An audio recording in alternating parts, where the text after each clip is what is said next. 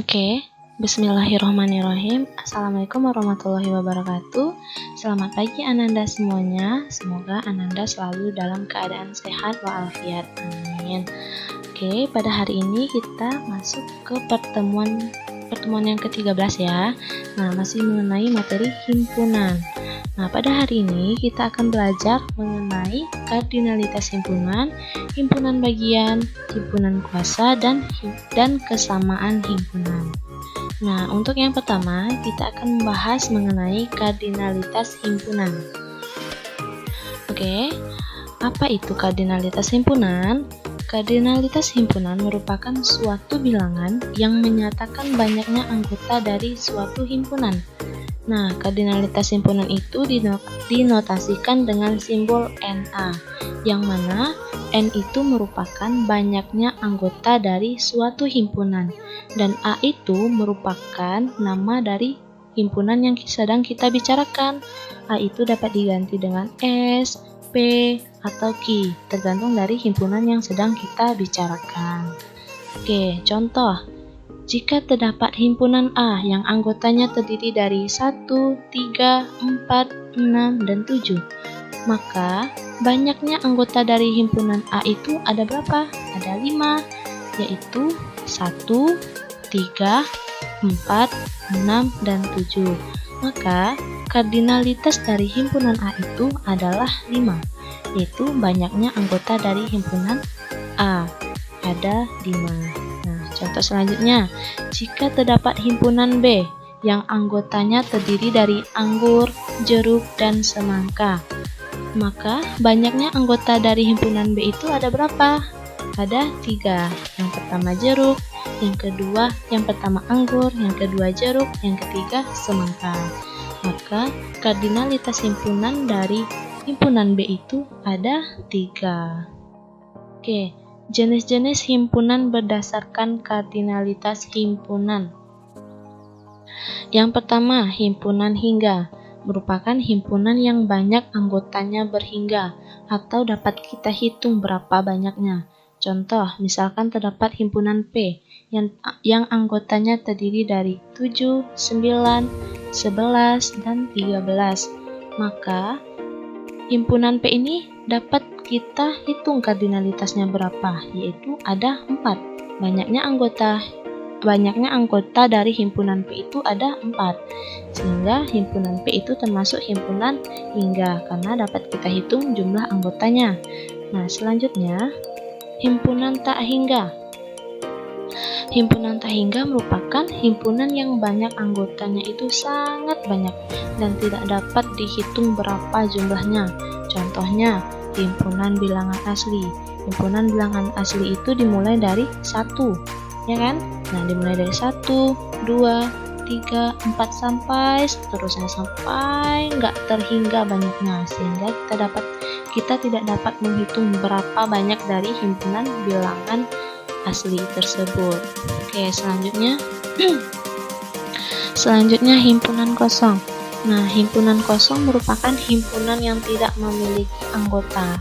Contohnya, himpunan bilangan ganjil yang habis dibagi 2. Ada bilangan ganjil yang habis dibagi 2?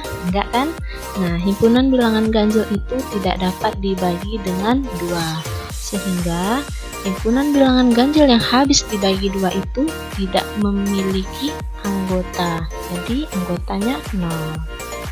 Oke, sampai di sini paham ya mengenai kardinalitas himpunan. Jadi, kardinalitas himpunan itu merupakan suatu bilangan yang menyatakan banyaknya anggota dari suatu himpunan.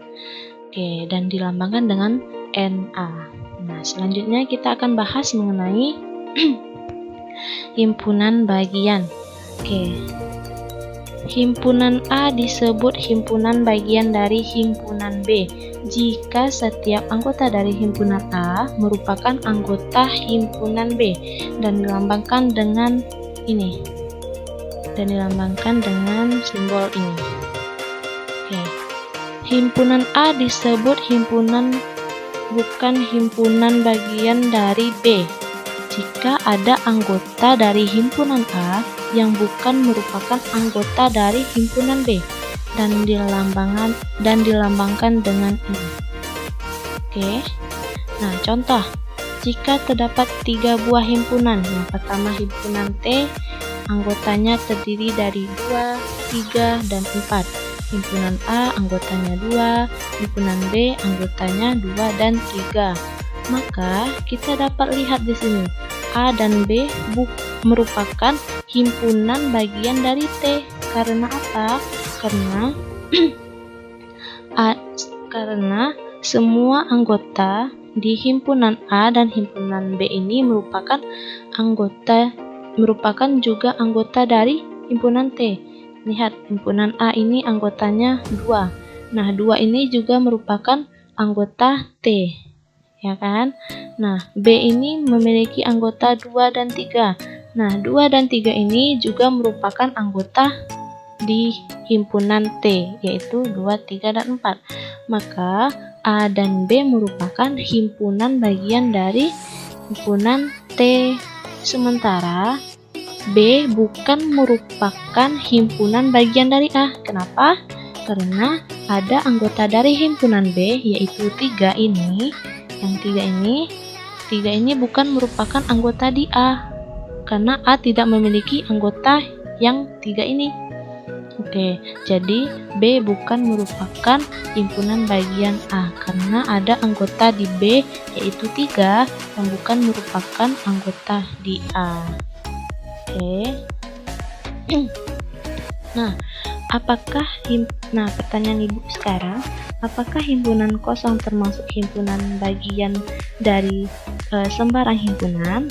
Jawabannya ya. Karena apa? Karena himpunan kosong itu tidak memiliki anggota, sehingga berdasarkan definisi yang kedua ini, kita tidak dapat menentukan anggota mana dari himpunan kosong itu yang tidak ada pada anggota himpunan yang lain. Jadi himpunan kosong itu merupakan himpunan bagian dari sembarang himpunan. Oke. Nah, cara menentukan banyaknya himpunan bagian. Misalkan kita punya himpunan S, yaitu anggotanya 2, 4, dan 6. Nah, kardinalitas dari himpunan S atau banyaknya anggota dari himpunan S itu ada 3. Oke, maka himpunan bagian dari himpunan S yang mungkin yaitu yang pertama kita tinjau dulu anggotanya 0, yaitu himpunan kosong. Seperti tadi, himpunan kosong merupakan himpunan bagian dari setiap himpunan kosong merupakan himpunan bagian dari sembarang himpunan karena pada himpunan kosong kita tidak dapat menentukan anggota mana yang tidak ada pada himpunan yang sedang dibicarakan. Nah, himpunan kosong merupakan himpunan bagian dari himpunan S. Nah, yang kedua kita tinjau dari himpunan bagian yang memiliki satu anggota. Yaitu ada himpunan 2, 4, dan 6 yang masing-masingnya memiliki anggota 1.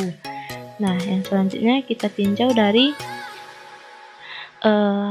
himpunan bagian yang memiliki 2 anggota, yaitu himpunan 2 dan 4, himpunan 2,6, himpunan 4,6, yang masing-masingnya memiliki 2 anggota. Selanjutnya, himpunan bagian yang memiliki 3 anggota, yaitu himpunan S itu sendiri. Himpunan S itu sendiri anggotanya 2, 4, dan 6.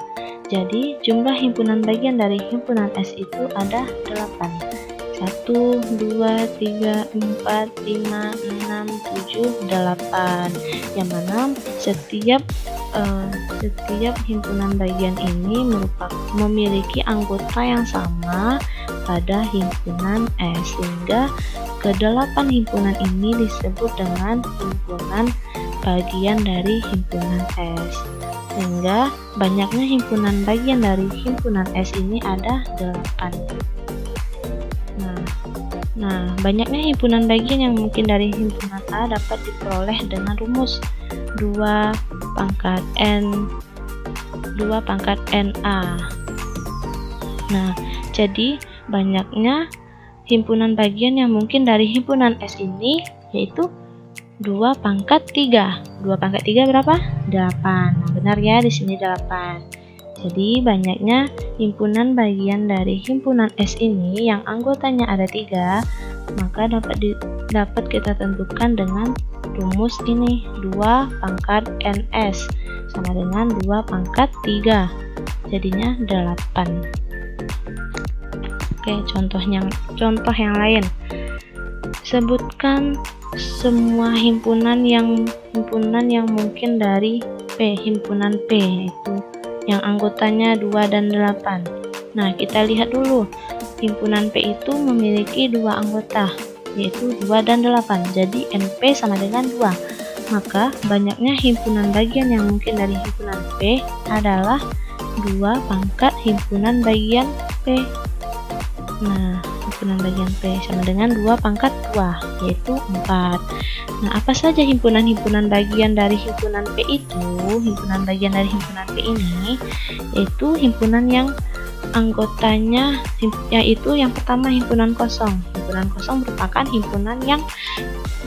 himpunan bagian dari semua himpunan. Oke, jadi himpunan kosong termasuk himpunan bagian dari himpunan P. Yang kedua, himpunan 2, himpunan 8, himpunan 2,8. Himpunan 2 dan 8 ini merupakan himpunan yang anggotanya 1, yang banyak anggotanya 1. Sementara himpunan 2,8 ini merupakan himpunan yang banyak anggotanya itu 2. Jadi total himpunan-himpunan bagian dari himpunan P itu ada 4, 1, 2, 3, 4. Berdasarkan rumus ini, dapat dibuktikan dengan rumus ini. Oke, pahamnya sampai di sini mengenai himpunan bagian. Oke, nah kita masuk lagi himpunan kuasa. Oke, himpunan kuasa dari himpunan A adalah himpunan yang anggotanya merupakan semua himpunan bagian dari A dan dinotasikan dengan PA. Kenapa dinotasikan dengan PA? P itu diambil dari bahasa Inggris yaitu power, yang artinya kuasa. Nah, himpunan kuasa berarti PA itu himpunan kuasa dari himpunan A. Oke, banyaknya anggota dari himpunan kuasa dapat dirumuskan dengan NPA. N itu menyatakan banyaknya suatu anggota dari suatu himpunan. Nah, PA ini merupakan himpunan kuasa. Oke, contohnya, jika terdapat himpunan S yang anggotanya terdiri dari 2, 4, dan 6. Himpunan-himpunan bagian dari himpunan S yang mungkin yaitu, tadi kita sudah bahas ini ya, yang memiliki 0 anggota. Himpunan kosong merupakan himpunan bagian dari himpunan S. Nah, yang memiliki 1 anggota yaitu himpunan 2, himpunan 4, himpunan 6. Yang memiliki 2 anggota yaitu himpunan 2,4, 2,6, dan 4,0. Yang memiliki 3 anggota terdiri dari himpunan S itu sendiri, yaitu himpunan yang anggotanya 2, 4, dan 6. Maka kumpulan dari himpunan-himpunan bagian ini ada 8 ya. Nah, kumpulan dari himpunan bagian ini disebut sebagai himpunan kuasa dari himpunan S. Maka himpunan kuasa atau PS, himpunan kuasa dari S, itu anggotanya terdiri dari himpunan bagian. Himpunan bagian yang 4 ini, yang 8 ini, yaitu himpunan bilangan kosong, himpunan 2, himpunan 4, himpunan 6, dan seterusnya. Dan banyaknya himpunan kuasa itu dapat ditentukan dengan rumus ini tadi.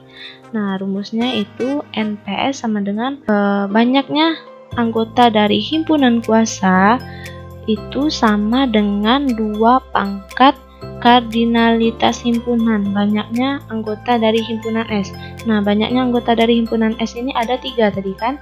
Nah, yang anggotanya 2, 4, 6. Jadi anggota dari S itu ada 3. Maka banyaknya banyaknya anggota himpunan kuasa itu yaitu dapat ditentukan dengan rumus 2 pangkat NS. NS itu tadi 3. Nah, 2 pangkat 3 sama dengan 8. Jadi yang ini tadi banyaknya anggota himpunan kuasa itu sama dengan 2 pangkat kardinalitas suatu himpunan yang sedang dibicarakan. Oke, sampai sini paham ya mengenai himpunan kuasa. Nah, selanjutnya kita masuk mengenai kesamaan himpunan. Oke. Himpunan A dikatakan sama dengan himpunan B apabila setiap anggota himpunan A juga merupakan anggota himpunan B, sehingga banyaknya anggota A juga akan sama dengan banyaknya anggota B. Dengan kata lain, dua himpunan A dan B dikatakan sama jika dan hanya jika A merupakan himpunan bagian B, A merupakan himpunan bagian B, dan B merupakan himpunan bagian dari A dan dinotasikan dengan A sama dengan B. Oke, himpunan A sama dengan himpunan B. Oke, contoh. Jika terdapat 3 buah himpunan, yang pertama himpunan A, anggota-anggotanya itu 5, 6, 7, 8, dan himpunan B, yang anggotanya 6, 8, 5, dan 7. Dan yang terakhir himpunan C, yaitu anggotanya 7, 8, 6, dan 3. A dan B memiliki anggota yang sama. Lihat lagi, anggota dari A 5, 6, 7, 8, anggota B 6, 8, 5, dan 7. Nah, A dan B ini memiliki anggota yang sama, maka himpunan A itu sama dengan himpunan B. Sementara itu, lihat di himpunan C. Di himpunan C itu ada angka 3, ada anggotanya yang yaitu 3. Nah, 3 bukan merupakan anggota di B dan juga bukan anggota di A. Maka himpunan C tidak sama dengan himpunan A dan tidak sama dengan B.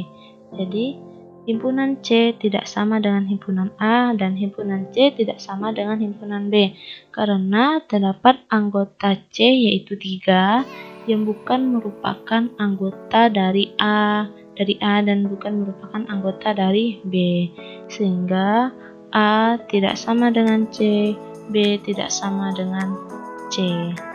Oke, demikian penjelasan dari Ibu. Semoga Ananda semuanya dapat memahami penjelasan dari video pembelajaran yang Ibu buat. Silakan kerjakan latihannya yang ada di Biaspool dan juga kerjakan latihan yang ada di LKS dan buat di buku latihannya. Oke, sekian dari Ibu. Terima kasih atas perhatiannya. Semoga dapat mengerjakan latihan dengan baik dan benar. Oke. Assalamualaikum warahmatullahi wabarakatuh.